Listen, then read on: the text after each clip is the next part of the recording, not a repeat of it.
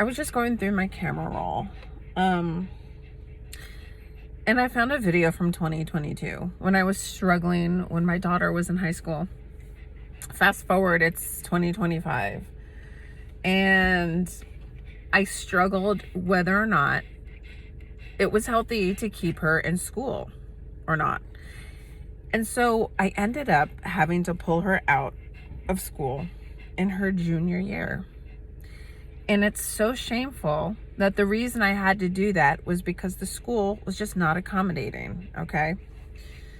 504 plans aside, any other special, whatever it was aside, it wasn't working. It wasn't working. And now that I think about all the things that are happening to the education system now, right?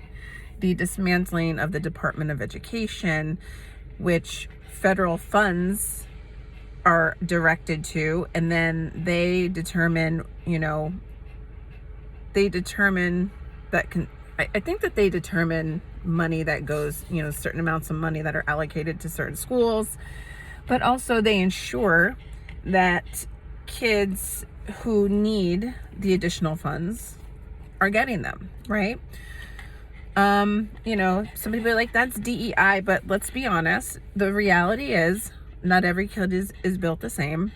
And DEI includes things like making, ramps for, wheelchair accessibility. It means, maybe having extra, special aids in school to help with the kids because, look, I don't know about you, but I live in a town that it's a regional high school and it accommodates a lot of districts. Okay. That means a lot of kids. All right.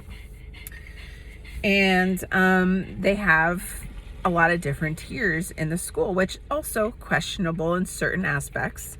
I'm not talking about, the special aids or anything like that. I'm talking about the fact that my daughter's school at the time not only had a superintendent, they had, something else. I know that they had a principal. In addition to the principal, they have a vice principal for every single grade. All right. And the idea behind that was to ensure that as kids start like their freshman year, they get they get a new principal, or vice principal. And here I didn't really understand how it was. I guess they kind of like, it's cyclical, right? So like, the kids start freshman year and then, every year that they move up, their vice principal moves up with them. It's great in theory. I actually love the idea. And I guess when the kids graduate, they rinse and repeat, right? Where it doesn't work are for kids who, either had to stay back, they missed credits for reasons like medical reasons, which shouldn't even be a thing, right? But as I'm like just thinking about how all of this is happening, I feel like number one, and people might get mad at me, I am not like a far right supporter or anything like that. I'm an independent, okay? I don't agree with a lot of the things, the majority of the things that are happening in the current administration.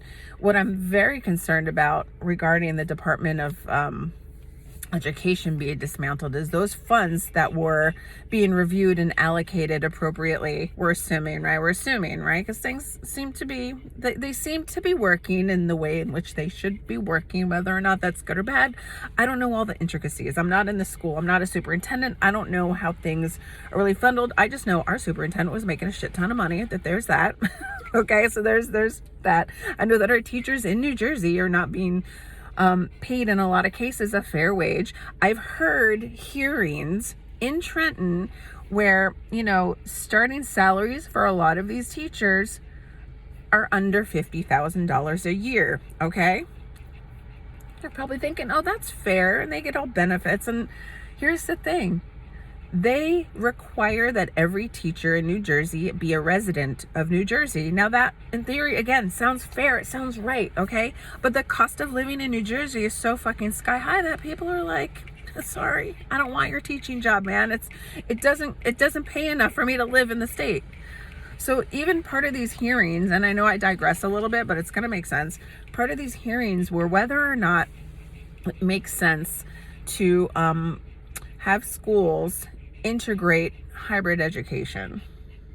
So like, online education, things that they were doing as part of COVID, which you know, it was new. They weren't immediately successful. Okay. People are trying to navigate their way. So I think that, you know, in a lot of these cases, these schools are being unfairly judged on how they performed during COVID, which was like a really high stressful time for everybody. But I do think it needs to be looked at. The other thing that came out of it is schools who were actually foundationally built in a hybrid or remote atmosphere. Those teachers were very happy to, one, they can be employed anywhere in the states, understand the state's curriculum and be trained and certified to train within specific states, but they gave an option. Having options is important, and we're going to focus on this word. But okay, going back to the schools and the Department of Education, I don't know all the ins and outs. I'm just speaking as a parent who has concerns and has seen the system not work for their own kid to the point where you had to pull your kid out of the school. It could just be related to the town that I live in, okay? It's a very, very wealthy town. There's a lot of people who, you know, are very short-sighted. I'm concerned that the Board of Education is like somewhat corrupt, as they were being backed by political parties, which is supposed to be a nonpartisan role. Okay, so there's a lot of stuff happening in the atmosphere that it's just, at the end of the day, people are not actually caring about who they should be caring about, which is the kids, and it's bothersome to me. And so I've always felt like, and I reference this a lot, especially as I was going back and watching this video, is like breaking the wheel, okay? We can make change in these schools, all right, without ripping them apart, or so I thought. Maybe the only way to fix the schools was to rip them apart. However, I don't believe that the current administration morally gives a fuck about what's actually going to come out of this. All right. They have their own, you know, agenda. If it were me or somebody who has the same ideas as me, it would be like, all right, let's look into what's happening in the school system today. Let's find out how much schools are getting in funding, whether public funds or federal funds. Okay. I think that if we looked, you know, deep down, you know, if we checked under the hood and a lot of these things, we'd probably find some questionable stuff. I think that would probably be normal in a lot of cases. But once we identify them and we have a third-party audit, and I'm not talking about the DOGE bullshit, because that's what it is, that's bullshit. We get a legitimate auditor to come in and look at those things and to make sure that the funds are being allocated as they should be, because I suspect that they are not. This is just me. This is my opinion. But I still see kids suffering, and it's so bothersome to me. And especially now, couple that with the fact that this current administration wants to just ignore DEI. Let's not get tripped up on DEI. Okay, diversity, equity, inclusion. It's not centered around race, by the way. It considers that all things are not equal. And it's sometimes hard to realize that when you feel like, okay, well, I'm walking around in my life and everything seems normal to me. Not everybody sees things the same way, right? You know, we have people in wheelchairs. We have people who are hard of hearing. We have people who, you know, are losing their sight. We have people who have medical conditions that prevent them from being able to get access to the normal things or see things or, you know, perform at a level at like an average kid. But what is an average kid anymore, right? My daughter has epilepsy. 1 in 26 people will get epilepsy in their life. I think that's a pretty high fucking percentage, okay? But during the time, I remember looking through that handbook, and they have plans written in their handbook about how to handle somebody with diabetes, but there was no goddamn thing in there about a seizure condition. So New Jersey had to actually pass Paul's Law in 2021, which, you know, made sure that all the teachers and all the administration, probably all the way down to the janitor, were trained on how to handle a child with a seizure. Okay, were the bus drivers part of that? Probably not. Okay, I did not let my kid take the bus for this reason, because we don't know. We just don't know. But that's the point, is like, you know, you can put plans in place, but if they're not implemented properly, that's where we have a problem. And that's why I think, DEI became such a dog whistle for, the right-leaning side. Everyone thinks that it's bad because, the mediocrest of people were getting overlooked for jobs. And they thought, oh, well, that's because you have to hire a Latino or a Black person or a woman instead of a man. But no, it's just, dude, it's because you suck. And that's what, like, accountability is step one, buddy. Like, but in some cases, there were people that were implementing a DEI program improperly. And unfortunately, this is the bullshit we're left to deal with in this world. DEI isn't bad. It means equality for all, okay? That's just what that means, equality for all. I don't know why people get triggered on the word equality. It just means that, somebody in a wheelchair has access to get into that same Dunkin' Donut shop as you, okay? Of course, by the way, there's not like a ramp, but guess what? They make sidewalks with like ramps. Have you ever had crutches? Okay, you know how hard it is to walk up a fucking, hop up on a goddamn curb when you're on crutches? No, we have like thank God we have little ramps for that shit. My dad had surgery.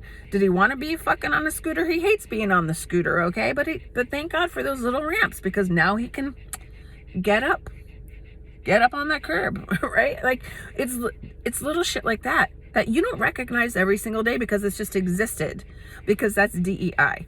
I'm going down such a rabbit hole right now, but anyways, I just feel like I have to bring these conversations up again because, number one, our school systems are failing us. They are in a lot of cases. I know some people may argue with me. I'm not a teacher. You can come, you can get mad at me if you want. As a parent, I've watched the school system legitimately, like, literally and figuratively fail my daughter who had a medical condition, okay? Because the teachers didn't give a flying fuck about what she was going through, okay?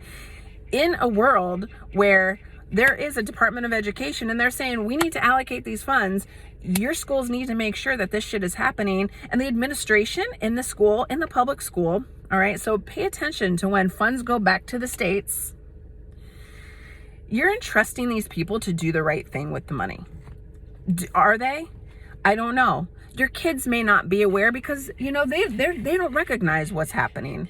And I think that's the problem. People are treating kids like they're morons, and they're fucking not. These kids are very aware of everything that's going on. And they will tell you the things that are going on, and you need to listen to them. And then you have some adults at a higher level that just want to, oppress them. They want to just take away their voices. They want to ignore the things that they're saying because they're kids. They don't know what they're talking about when they fucking surely do.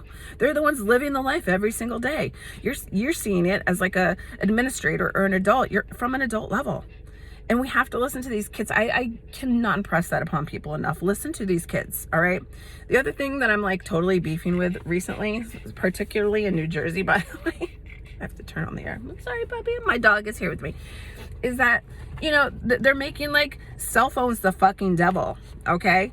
Oh my God, these kids aren't learning because they have their heads, in their phones. Well, here's a few things about that.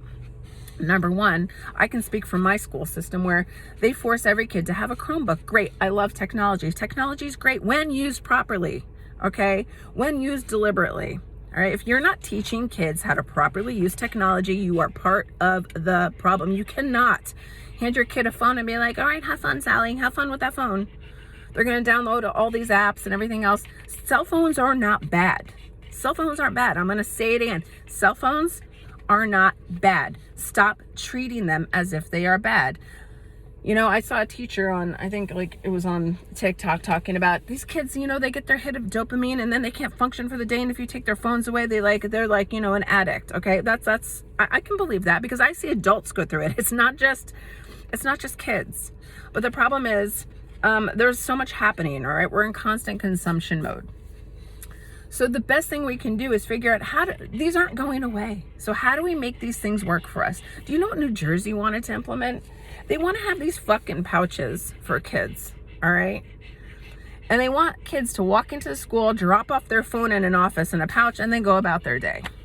It sounds great in theory, doesn't it? Like, great, our kids can just like focus all day, and then they go home and then they do the same shit that they were doing right before school. Like, school's for learning, but how as a school system, how as teachers, Are you teaching these kids to learn how to properly use technology as a tool instead of just entertainment? Because, by the way, a phone is not just entertainment. There's a lot of different applications and functionalities. You know, I use my phone to create marketing stuff for when I post on social media or when I'm making things for work and make them for banners. There's so much that I use it for that these kids can actually make money off of it in the future, okay? It could be their future job to know how to use Canva properly, all right? It's not just for group chats, although these kids, they love their group chats. My daughter loved her group chat back in the day.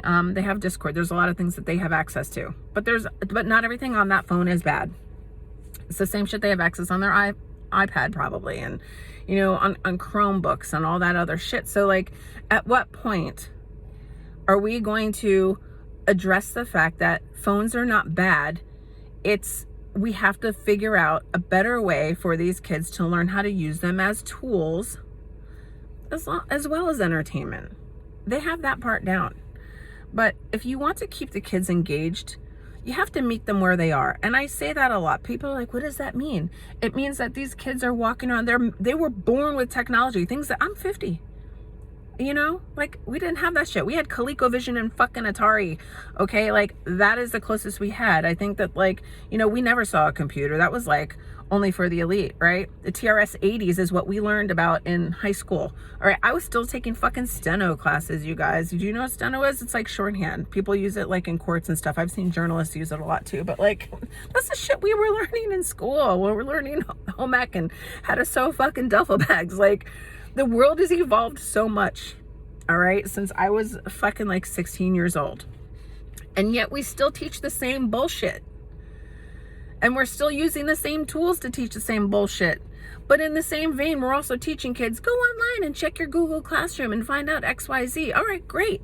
I love that. I love that. They probably have the apps on their phone. They probably have Google Docs on there. They probably have, you know, they were teaching kids how to make PowerPoint slides. I didn't even fucking know how to do that when I was a kid. So there's a lot of benefits to that. So why are we treating phones like they're the fucking devil? If you were entertaining, if you were understanding how to reach the kids the way they are, and let me tell you, I'm sure it's a challenge, because just even watching my kid and seeing how she is now, and she's 19, and seeing the youngest generation grow up, it is going to be very challenging. But we can't just look at it and go, oh my God, it's going to be so hard. These kids are the worst. We have to understand, where is it coming from? How are they learning? They're literally like in their cribs with fucking iPads. All right. Stop treating it like it's a bad thing. It's technology. These kids are going to be part of a movement where technology is going to be everywhere. It already is everywhere. There's fucking electric car. I mean, there needs to be better ways to address these things than taking shit away from people. That's it, you know? And parents, like, again, you're part of this change that we need to make. I don't want to call you shitty parents. Parents are so bad. I see that in comments a lot, because we don't know. We weren't taught. We just kind of learn as we go. Like, I'm one of those people. I just learn as I go. But I also know that, you know, I played World of Warcraft. My kid was very much into gaming. She was like, Mommy, can I play World of Warcraft? And I sat with her and I said, all right, let's make a character together. And do you know what else I did? I turned off certain fucking things that she didn't have access to in that game, because I also know that there's toxicity that runs rampant. I know that some people are kind of gross and disgusting. Did I watch it when she would play? Yes, I would. Did I make her stay in certain areas? Yes, I would. But part of being a parent is being involved in the activities that your kids find interest in too. And I know we can't get ourselves involved in every single thing, but we can open the conversations. We don't have to be their besties. We can toggle between being parents and friends though. And just the littlest thing is just trying to understand where they're coming from. And that's a lot of times, that's all these kids need, is like somebody to talk to. If they cannot talk to you as a parent, that's a problem. All right. Share things together. Maybe you should have like a group chat with your kid, like on your phone, or, you know, learn different apps. Just be curious. Be curious about what it is that they're learning. You know, they'll teach you something. I learned so much from my kid every single day. And like, you know, we're not always the teachers, you guys. We're also the learners. All right. We learn from each other. These kids are so smart, and you're not giving them enough credit for how smart they are. So anyways, all this because I watched my post from 2022, and I was talking about our journey through finding out my daughter had epilepsy, to trying to navigate through it, to dealing with the schools who were absolute shitbags about it, and it was a horrible experience, and pulling my kid out of school, which it's not an option for everybody. And honestly, you shouldn't have to feel guilty if you need to pull your kid out of school. And I know people are probably like, oh my God, like all these right-wing people are talking about vouchers. Look, we know what that thing is already about, okay? I literally advocate for having like a hybrid school system. Why can we not have that? We have kids in seats and books, great. But we also have kids on Chromebooks in their face while they're sitting in a classroom. So why the hell is there not a feature for teachers to be able to stream? Somebody told me, well, the NGEA doesn't want it, for New Jersey. Well, then the NJEA needs to get their shit together, because it's now 2025.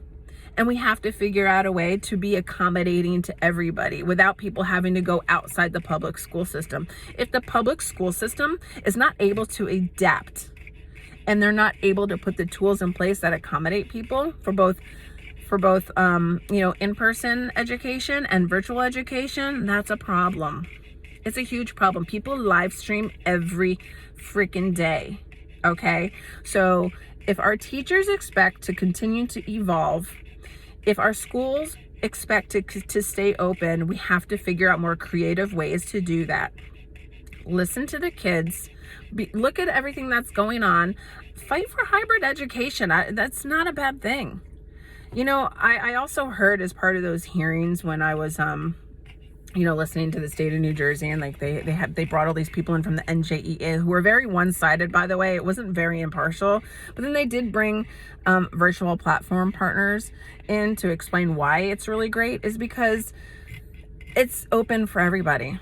It's more options. There were teachers that actually had to retire, okay, out of the state of New Jersey because it was so expensive. They had to move to other states. They loved their teaching job. They loved their kids. They wanted to still be there for them, but because of the NJEA rules, they were not allowed to teach anymore because they no longer lived in the state of New Jersey. But you know what they were able to do? They were able to work part-time doing virtual education for the same types of kids, all right? And they were able to get credentialed. Not only were they able to teach New Jersey kids, but you learn how to teach kids in other states. Hello, easy fix. They were making money, they were happy, they got to do what they wanted to do again, but why can we not make this fucking work in New Jersey? What the fuck? Like, why can't we make this work all over the globe? I know that there's some very impoverished areas. Not everybody has access, but you know how many people have money? There's absolutely no fucking reason. And if you're somebody that's rich as fuck and you care about this shit, fucking help the cause, okay? Like, I can use my voice, I can do that. I don't have a shit ton of money to like get laptops to every single kid. I also think, and this is going to be totally crazy, but I think everybody should have free internet. And it shouldn't have to be Starlink. Oh God, like if only the administration that was in place actually gave a shit about the things that they were implementing for good. They're doing it as not good, right? You don't rip shit apart and then figure out how to put it back together. You just don't do it. Like, but you have to do it thoughtfully. They're not being thoughtful at all, and that's the problem. There are benefits. Maybe dismantling the Department of Education, maybe that was the right thing. I don't think it was. I think that you have to go to school by school by school, and you have to see what the fuck are these people doing. You just have to figure it out, and you have to do it thoughtful, and you can't make up fucking numbers. You just can't do that either. We have we're very top heavy in a lot of these schools. Do we need 4 vice principals in our school district? Probably not. If teachers were, trying to, build those relationships with the students, if there was a way to get through to some of these students, that's not happening now. Instead of, already writing them off and saying, oh, this kid's a lost cause. We need to understand better where these kids are coming from. And if you're a tenured teacher, I think it's, bless you for being in the teaching industry, or teaching industry, as an industry, whatever. Thank you for being a teacher for as long as you have. But if you're not able to evolve the way you're teaching and keep kids' attention, maybe it is time to hang up your hat and try something else. Get some of these new people in who actually also have grown up with technology. They know how to get through these kids, and we need to stop being, you know, shitty to other generations. We need to figure out a way to work together. We all have an expertise. We all live through something different, and we have to use that information as something we can build together. We have to learn from each other, right, Leia? We have to learn from each other. Leia says yes, we need to learn from each other. So anyways, you know, whatever I said in 2022, I'm gonna post that, and I'm gonna post this because, you know, fast forward, I'm a little aged and all that stuff, but like, you know, the meaning is still true. We need to do better for our kids. We need to do better. We need to look at this schooling, and this voucher program is great in theory, like the idea of, you know, let people take their money that they're paying their taxes into and pick what they want, but you know, you're getting disparate education. Everybody's not teaching the same thing, right? Like, we just have to figure out what that looks like. And it can't just be dictated. You know, it has to make sense. It has to be, yes, I'm going to say inclusive, because we all have different experiences, and that's how we learn from one another. That's how we become, you know, more accepting of others. And that's how we just like learn to adapt to the world around us. The world is not standing still. It's just not. It's evolving every single day. Things are changing around us, and I'm so very sad for these billionaires who are in this billionaire silo, who do not see the forest from the trees. They see their daily life, and it's not the same as the standard person's daily life. And if you're somebody who supports them, you need to understand they're not coming from the same place you are. All right? They don't live the same life. They don't get in their car. They're not going to Dunkin' every day. All right? They're just not doing that same shit. They have one thing in mind. They want to make money. In a lot of these cases, they're not looking out for you. They're not looking out for the good. They're looking about, you know, how they can affect the bottom line. This country's not a business. God damn it. This country's not a business. It's a world of people who are just trying to live their lives, and there's so much wealth to spread. We call ourselves the wealthiest ass country in the world. Bullshit. Where's the wealth? I'll tell you, it's at the top 1%. Because there shouldn't be homeless people. There shouldn't be people struggling on these federal funded programs, which, you know, the current administration is saying that people are leeches. You want to know why? Because the wealth is not spread evenly. And if it was, it would be great. It would be great. There were a lot of great things that we could all do together. Everybody would be in a great headspace. We'd all maybe be able to give a little more time to help each other and volunteer. Like, the world could be better. It could. There's so much potential, and right now it's on fire. God damn. Anyway, that's all. Long-winded. Okay. Get your Dunkin'. Have a good day. Bye.